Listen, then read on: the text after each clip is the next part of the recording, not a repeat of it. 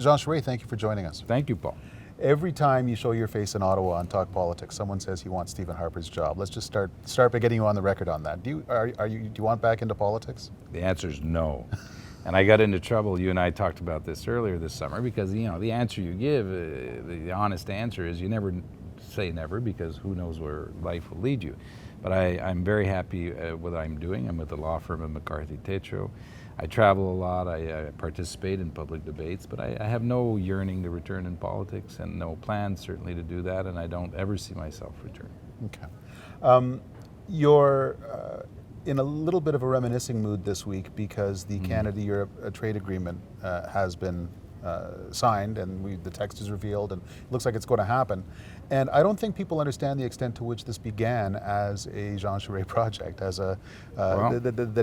you convinced Harper, among others, along the way. In 2006, a number of people came to me because Canada had a negotiation going on with Europe that was really not going anywhere on investment. And the Doha round, which was the World Trade Organization negotiations, had stopped. And the idea was, why don't we propose a trade deal to Europe? And they were looking for someone to take on that idea, and that was the Canada-Europe Roundtable. Roy Maclean at the time was the chair of it, still is, I think.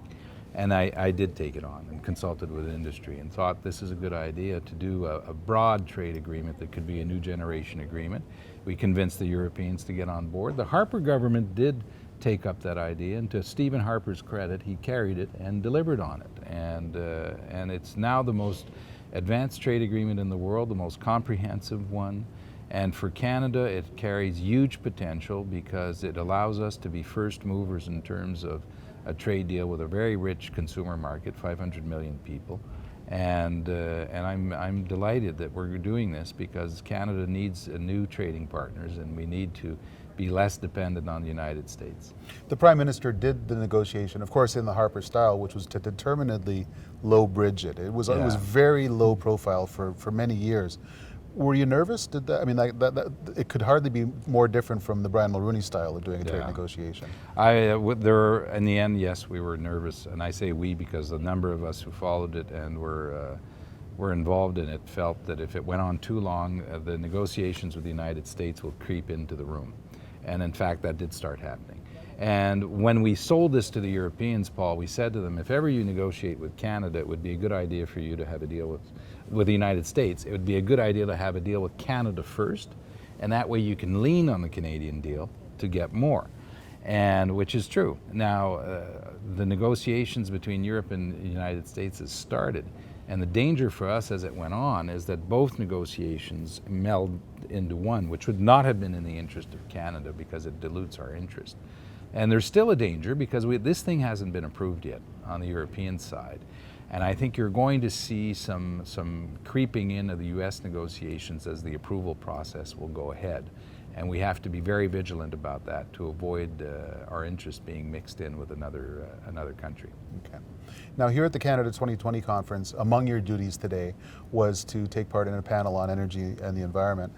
I was struck by your remarks about bringing in Aboriginal populations. You say essentially it can't be done if you don't. You have to start from the beginning.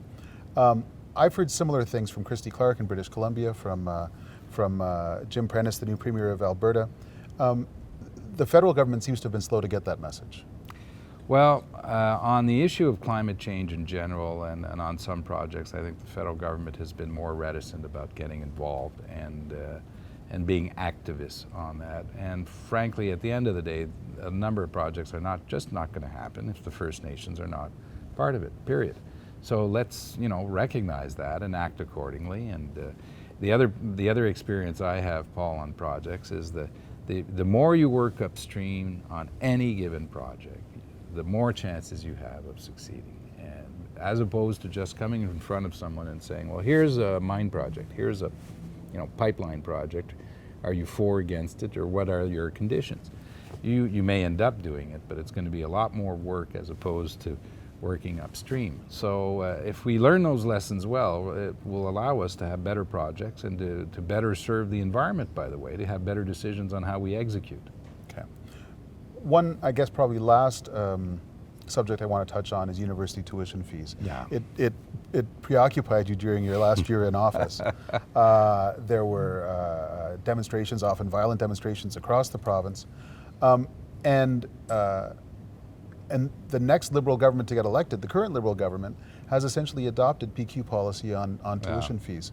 Do you feel like you put in a lot of effort for not a lot of result? Well, I didn't get the result I wanted, and I fought an election over it, and I was happy to have fought the election over it because I believed in it, and I thought it was important for us to go all the way and to force that issue into a campaign where people would vote. Now we lost that campaign by 0.7% or something, so it was very, very close. Now, and Quebec is going to be in a tough situation now because the universities are underfunded and there's not a lot of places to go. The government already funds universities on a per capita basis more in Quebec than anywhere else because of low tuition fees. And if they want more funding, frankly, that's where they have to go. And the policy we had was fair. It was very reasonable, but it got caught up in a bigger play to try to hurt the government. I don't disagree with Couillard. If I were them, honestly, I'm not sure I'd reopen the file because of the past history. It's too early to fight that again? I think it's too early, and I went through it, the campaign, the PQ, and afterwards. He has, and that government has, a lot of issues to deal with in terms of containing spending, making choices. And I think they're right to focus on a number of issues, and who knows, eventually they may get to that matter, and maybe they'll do it in a better environment, and hopefully they'll do it better than I did with a better outcome. Okay. PQ is in a leadership cycle. Yeah. Do you have any advice for Péquistes as they try and pick their next leader? Oh, it'll be interesting to watch. Very, very interesting to watch.